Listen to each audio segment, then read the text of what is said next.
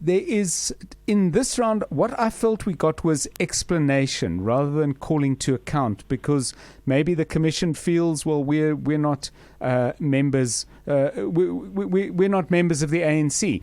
But it would seem to me in the next round, there is absolutely no wriggle room on that at all for the Commission, because this is now talking about public office. Do you expect and would you almost demand a very different style of questioning that has to be much more specific? What did you know? When did you know it? And what did you do?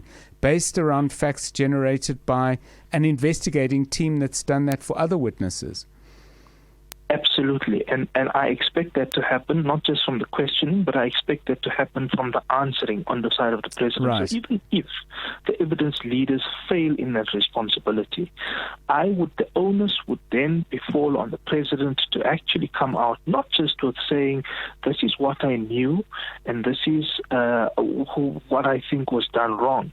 I would expect that it would reach a point where he would say, this is the specific thing that was done wrong, and this is the individual, the person, the institution that did the wrong thing. That's number one. Number two, I expect wholly that the questioning must shift now to the issues around manipulation of institutions, manipulation of process, and I think what the past 2 days have done is perhaps nicely set up the questioning for which institutions were manipulated, in what way were they manipulated, which processes and procedures were manipulated. The interesting thing that came out today, John, which I think we don't give enough credit for, is that I think the president did make the admission that, look, when the Bosasa thing happened, the Treasurer General of the ANC at the time should have been more circumspect. The party as a whole should have been more circumspect. But here's the question,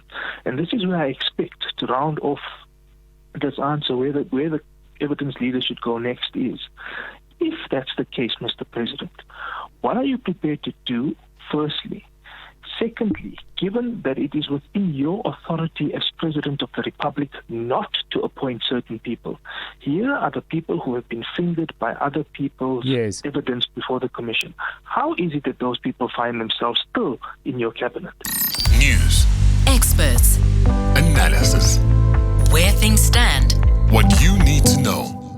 Drive home with John Perlman On 702.